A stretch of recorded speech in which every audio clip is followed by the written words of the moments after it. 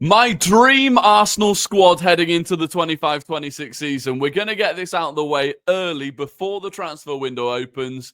And maybe at the end of the transfer window, we'll look back at this video and see how well did it go. Now, this is including outgoings and incomings. Let me know what you want in the comments, by the way. Get it down there, your dream sort of Arsenal transfer window and where you want the squad to be as we head into next season. But I'm excited to make this video. I remember making it last summer. And, well, it didn't quite go to plan, did it? Because we were heavy on wanting strikers and we didn't get one. Hopefully, this summer is different. But look, before we get into it, if I could just ask you, please do subscribe. Please do like the video. It massively helps. It's completely free. We're also going live a lot over the summer. Anytime there's news that comes out, we will be going live. If you're subscribed with notifications turned on, you will get a notification of exactly when I'm going live. But look, let's get into it. And I'm going to start with the current squad and the players that I do not wish to be part of the squad going into next season. So, with the goalkeepers, we have David Raya. Neto will, of course, return from his loan. Tommy Setford, who we bought from Ajax. And Karl Hein, who's been on loan at Valladolid this year. Now, one option going into next season is that you bring back Karl Hein and you have Raya, Hein, and Tommy Setford. That is doable, right? I, however, think we should probably sell Hein for a bit of money. I don't know what he's worth. I've put 3 million. That's based on transfer market's value of him. And I think we should bring in a proper number 2. Now, who that is, we will go on to establish. But by the way, just as you're looking at this, HG means homegrown. For those of you wondering why David Raya is homegrown, why Saliba is homegrown as an example, all you have to do to be considered homegrown is to have been at an FA-associated club for 3 years by the time you turn 21. Not even by the time you turn 21, by the end of the season in which you turned 21. So David Raya was at Brentford, I believe, or even before that, long enough that he is considered homegrown. The ones that have a little asterisk next to them, they are under 21. And so if you look at a Premier League squad, you're allowed up to 25 registered players in a Premier League squad, and that doesn't include under 21s. Now, Arsenal will be nowhere near that. We were nowhere near that this season. But you're allowed up to a maximum of 17 non-homegrown players. So that's normally the thing that you have to be focused on. You can only have 17 of those. But moving on, that's the goalkeeper situation. So I think we sell Hein. I think we lose Neto. And as a result, I think we need to bring in a keeper this summer. The defenders, White, Tomiyasu, Timber, Saliba, Gabriel Kivior, Calafiori, Miles Lewis-Skelly. I believe we have all of those next season. And truthfully, Tomiyasu, I'd rather wasn't at the club anymore just because of his reliability. I love him as a person. I think it's brutal what's happened to him injury-wise over the last couple of years.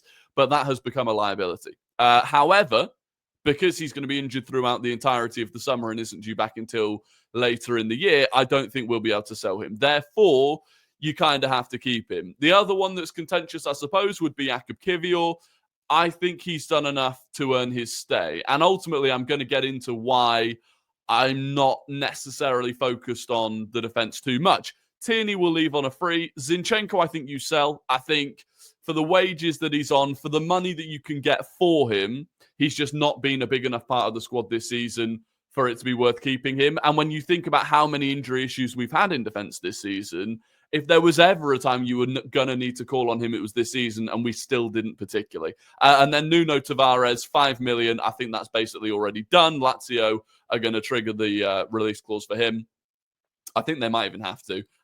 We might get more than the 5 million if they then choose to sell him on. We have a 40% sell-on clause. So anything that Lazio go on to sell him for, we get 40% of that. Into the midfield, Partey, I think, will stay. The latest on him today, actually, from Hand of Arsenal, is that we are now in the final round of negotiations with Thomas Partey, and it looks like everything is moving towards him staying at the club on a new contract, which has incentives. It's an incentives-based contract, which I would imagine will be based on his availability more than anything else.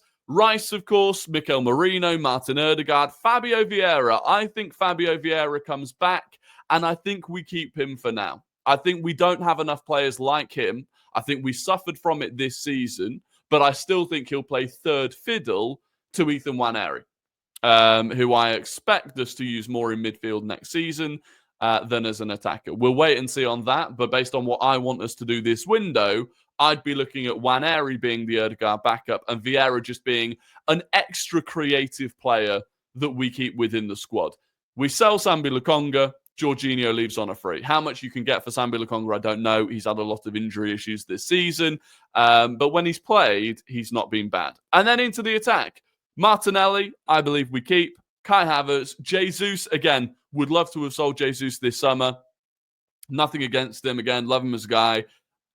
Just like Tomiyasu, it's brutal what's happened to him with his injuries at Arsenal. He is a liability. But again, he's not going to be back until the end of 2025. We're not going to be able to sell him in the summer. So you keep him. Sterling returns from his loan. Trossard, you sell. I think you could get 30 million for Trossard, especially if you go Saudi, who were interested in him last summer. Reece Nelson is still on the books and we can sell. Would be nice to get 18 million for him. That's transfer market's valuation of him. And then Marquinhos, I've put 3 million. I think at Cruzeiro, his buy clause was like 4.5 million or something. No idea what you get for him.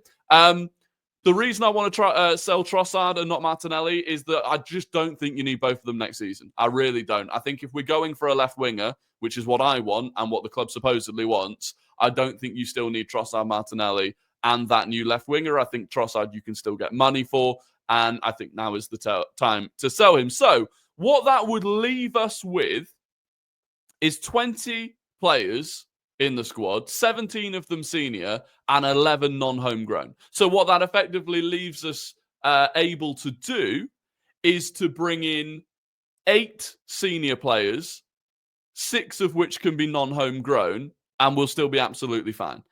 7 sales for approximately 90 million. Now, look, the figures on that are very, there's not a huge amount of factual analysis behind them, but that's approximately what they're worth based on FOTMob and transfer market and various rumors of how much they might go for, right? Maybe that's a bit optimistic, but that would be the dream, which is kind of what this video is about. So now to explain a little bit more behind my thinking.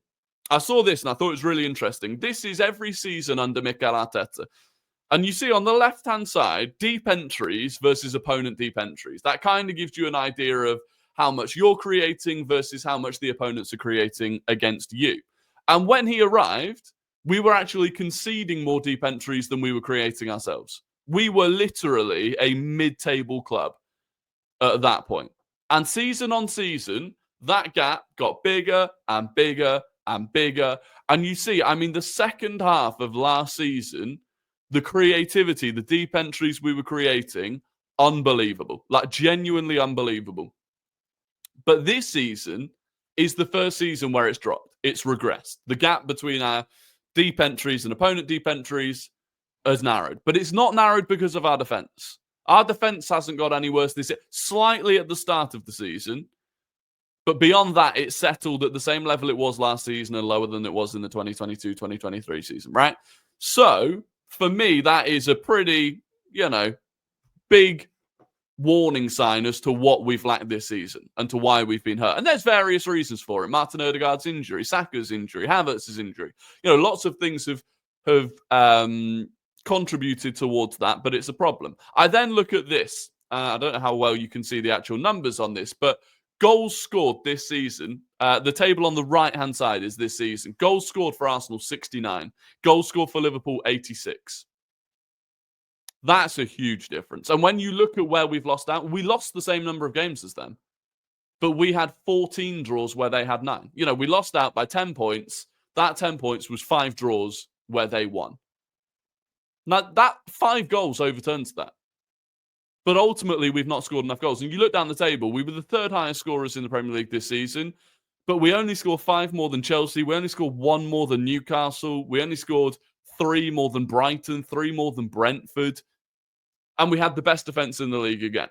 So it's clear where the issues lay this season. And you compare it to last season. And this is where, by the way, I want to stress, last season, we scored 91 goals. That's 5 more goals than Liverpool scored this season. And that was with a group of players that we still have. But we don't have the same Gabriel Jesus that we had even last season, and we probably won't. We don't have Eddie Nketiah anymore, which you might scoff at, but the reality is he would have come into the team this season and he probably would have scored some goals for us. And there's clearly a realization at this point that we need to be able to rotate. And last season, we didn't rotate in attack. And it probably cost us this season with injuries. So we need to be able to rotate and still score that level of goals. Whereas this season, we had big injury issues in defence and still ended up with the best defence. So I don't think we need to do major work on the defence as much as it would be nice. And so these are the signings that I would make. The first one is Joan Garcia. Now, do we need to go out and spend 20 million quid on a second choice goalkeeper? Not necessarily. And this is the lowest priority for me. There are other options out there, potentially on free transfers. I mean, I saw some people suggesting Lucas Fabianski on a free, maybe even just for a year, whilst you figure things out. Now, would I do that? I'm not so sure. But Joan Garcia for 20 million, the reason you do that is he has the potential to be one of, if not the best goalkeeper in the world, based on what he's done this season. That's the reality of it. And you look around now, Man City are interested, Villa are interested, Barcelona are interested, and we probably dropped the ball last summer. It's laughable at this point. At the end of last summer, this was a guy we'd been tracking. This was a guy we wanted all summer. The plan was to go and get him as our second choice keeper, but we needed to move on Aaron Ramsdale first. And when it got to the end of the window, we could still have done it. The personal terms were agreed with Joan Garcia. He was happy and wanted the move. There was a release clause there, meaning we could pay the release clause and there would be nothing that Espanyol could have done about it. But we didn't. We offered them 5 million euros less than the release clause on deadline day. And they said no. And we've probably dropped the ball on that now. Now, like I said, we have David Raya. We have one of, in my opinion, the best goalkeepers in the world. So it's not fundamental to us winning next season, but it would be a very useful thing for us to do. The next one is Martin Zubimendi. The reason is it's a done deal already pretty much. We know it's going to happen. And I'm happy with this signing. Actually, the more I've watched him, the more I understand why we've gone for him, the more I understand why Liverpool wanted him, why Real Madrid wanted him, and how he's going to fit in. And one of the biggest things with Zubimendi is the speed at which he releases the ball. He will receive the ball with his back to play, facing his own goal, and within 2 touches and a split second, he's knocked it away. Either side, he can go onto his left, his right. He's so comfortable. I think that's why we brought him in, to speed up the play. Because in transition, and people think about transitions as just like outrageous counterattacks from your box to their box when you've conceded a corner, right? You concede a corner, you counterattack. That's not always how it works. But the speed at which we move is not quick enough at the moment, and he will help that. And all of the signings I want us to bring in will help that. I saw a thing from The Athletic today. The Premier League is now more transitional pretty much than ever before, and more transitional than even the Bundesliga. So it's something we have to work on. Zubimendi does that. I also saw this today, which is pretty interesting. This was a tweet. It's just cut off at the bottom, but this was a tweet from 2022. Artificial intelligence predicts Declan Rice and Martin Zubimendi would be the best replacements for Sergio Busquets. So this was a Barca page, a Spanish outlet in 2022, saying if you wanted to replace Sergio Busquets, Declan Rice and Martin Zubimendi would be the 2 players to do it. That's kind of crazy that now they're both going to be at our club. And I do think as a partnership, that is unbelievable. Obviously, if you're keeping Thomas Partey, I think you probably end up only needing to do 1 midfield signing. I think you lose Jorginho, you bring in Zubimendi, you've got Marino, who's played a full season now. Havertz, if you bring in a striker, can drop back into midfield. So I think that's all right. Now, the first big attacker is Rodrigo. I've been banging the drum for Rodrigo. I just think you have to get this deal done. If he is going to leave Real Madrid, we have to be the ones that get it. I saw Man City reigniting a bit of interest in him today. It has to be us. He can play across the front 3. He is ready to explode on the left-hand side. 260 appearances for Real Madrid at the age of 24 years old. It's a no-brainer for me. It is an absolute no-brainer. We've been talking about the need to provide the support on the left so that Saka isn't just double and trebled up on the right-hand side. You know, we've spoken about this on streams and on other videos. It's a must-do. The striker I would then go for is Victor Gyökeres, and it's because he's a win-now striker. And I believe if you bring him in, and I mean, he turns 27 next month, right? you are getting at least 4 years out of him at a top level, in my opinion. That next 4 years, with what we've already got and what we're looking at bringing in, you don't need to buy another attacker for the next 4 years. And I just look at the numbers that he's put up. I saw him again the other night in the final of the Portuguese Cup against Benfica. He wins, they're 1-0 down, right? In the 100th minute. There were 10 minutes of added on time. It's the final minute of that 10 minutes, the 100th minute. He wins his team the penalty to equalise. He steps up to take the penalty. And he absolutely blasts it. Basically top corner. So much confidence. He's just a brutal striker. And I think that's what we need right now. 97 goals in 102 appearances for Sporting in 2 seasons. It's outrageous. And I am worried on missing out on Sesko because I do genuinely think he has the potential to go on and be one of the best strikers in the world. But if we're talking about winning things right here, right now, Victor Gyökeres is the guy. And then Bryan Mbeumo, for me. I think we have to look at bringing in a Bukayo Saka backup. And Bryan Mbeumo is that guy. 20 goals in the Premier League this season, 25 years old, a left-footed attacker, which I do think we need. He just makes the most sense. And so if we actually then look at the squad that leaves us with, Raya, Garcia, Tommy Setford as the goalkeepers. The defenders, Ben White, Tomiyasu, Timber, Saliba, Gabriel Kivior, Calafiori, and Miles Lewis-Skelly, who on this I'm counting as a defender. Zubimendi, Partey, Rice, Marino, Erdegaard, Vieira, Nwaneri, and Max Dalman coming through. And then in attack, Martinelli, Rodrigo, Gyökeres, Havertz, Jesus, Saka, and Mbeumo. That leaves us with 26 players in total. 22 of them are senior. 16 of them are non-homegrown. And a spending of approximately 260 million. Minus the 90 million for sales that I said previously. That's £170 million net spend. That is not a lot. Truthfully, it's not. In the context of what City are going to spend, of what Chelsea are going to spend, or what Liverpool are going to spend. 170 million net spend at this point, having made the semi-finals of the Champions League, another Champions League campaign coming up. Realistically, we're not going to drop out of the top 5, certainly not if we make these signings. There's no reason for us to not spend that amount of money. And I look at the balance of that squad, and I just think it's good. There are a couple of weaknesses still. I'll tell you the weaknesses within this squad going into next season. The first of them is right back / right centre back. Because without Tomiyasu, who, as much as I list him as a squad member, I almost consider not an Arsenal player because of how much time he's missed. Right back, right centre back, you're still in the position of it being White, Timber, Saliba. Now, if White and Timber can stay fit, if the 3 of them can stay fit, I think you're fine. If one of those gets injured, you then have the other 2 having to play basically every minute of every game. The only other option you've still got is Thomas Partey as a right back, which is another reason I think Mikel Arteta wants to keep him.